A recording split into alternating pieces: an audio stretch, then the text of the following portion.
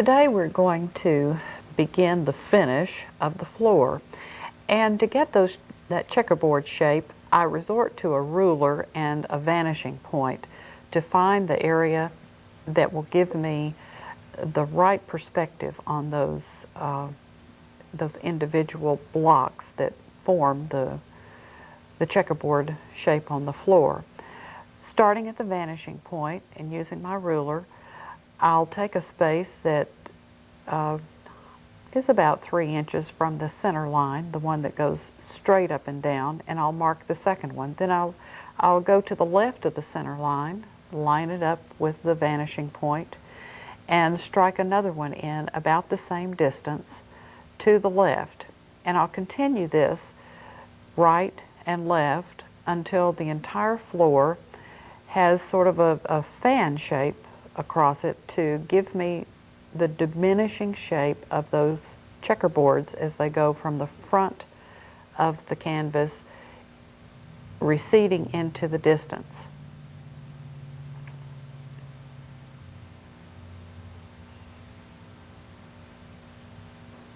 Once I've got all of the lines that are going into the canvas, then I'll put on the horizontal lines that will define the front and back edges of each box in the checkerboard pattern. Now the first line that you lay down is arbitrary. You can put it virtually anywhere you want to. And the second one will define the visual size of the box or the square of each one of those checkerboards.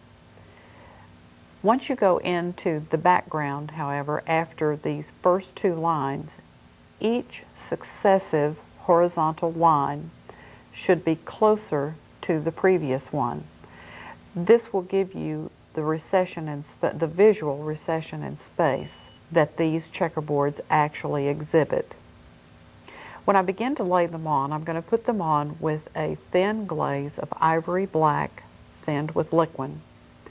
And I'll paint the first one, then skip the next, and so on as I go into the background.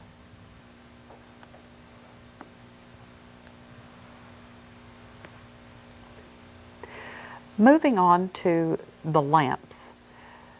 The one that's in front is painted with the dark mixtures right out of your background.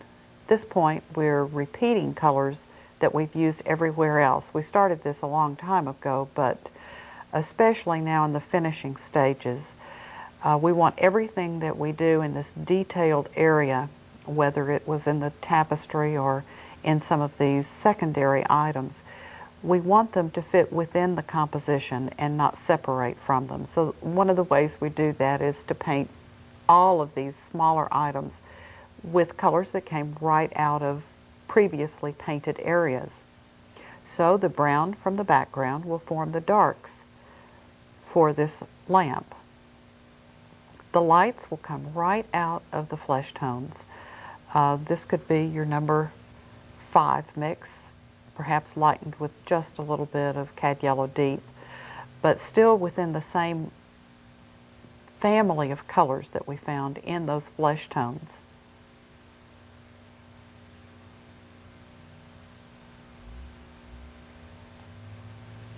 I'm concerned with getting a symmetrical shape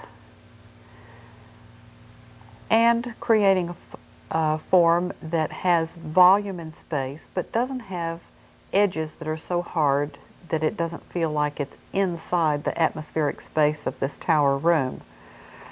So choose carefully which of the darks that you play up in terms of hard edges.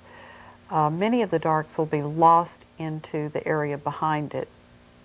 There's that light highlight that goes on with your number 4 mix.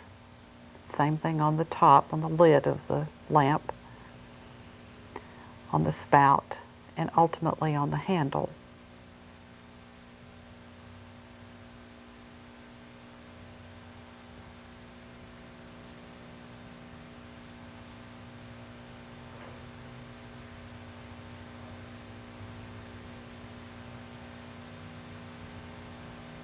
Sometimes to make something integrate into the background, you have to paint the background at the same time. But before I do that, I'll put on the flame that's coming right out of the spout of that lamp with the bright colors right out of the tapestry, based on your Cad Yellow Deep, Cad Yellow Light, and Permanent Rose mix. That'll give you a color that's hot enough for that flame. And if it stands out too much, then you'll need to knock back that intensity with a little bit of flesh tone. Now I'm pulling out the shape where I want it to stand in relief from the background by changing the value of the background rather than the value of the pot.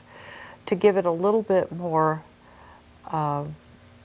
importance, I darken the background and the pot comes forward. This enables me to make the pot look lighter than it actually is. Instead of adding a strong highlight to the pot, I just simply darken the background and I create contrast in that manner rather than always relying on highlights. If you'll look to your darks to solve your problems of contrast, then you're less likely to get something that looks like it's just been cut out and pasted on.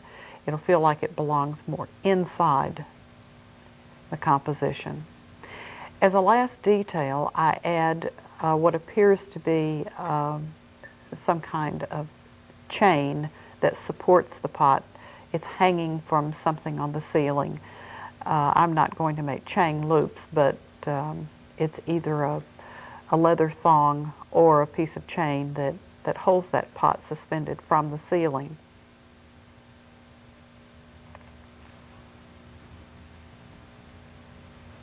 This is the little pulley over in the far upper right corner of the composition. The pulley, the one pulley that you can see that supports a portion of the loom where the threads are attached.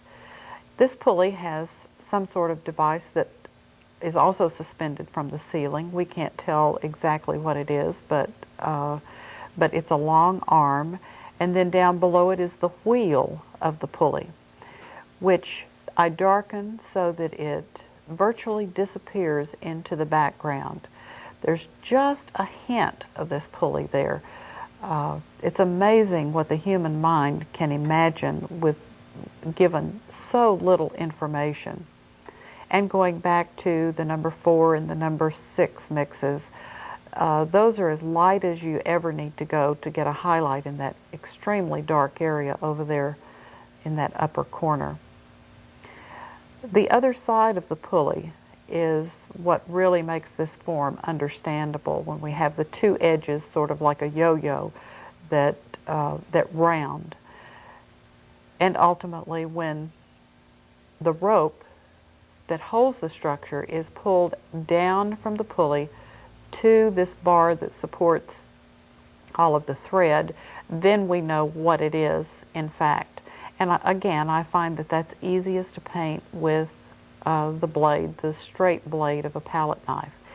Now, the camera is set at such an angle that the sides of the canvas are just a little bit distorted in perspective. But if you'll notice, I'm lining up that rope on the pulley parallel to the edge of the canvas. It's not leaning like that big support bar for the loom is leaning just a little bit to the left of it. These pulley ropes will be absolutely straight up and down, so they are not angled as they appear on your television screen. As a finish to this, we give the illusion that the little rope is wrapped around each of those bars and giving it support. And that you can indicate with just a little bit of dark value. A little highlight will separate the ropes from the bars.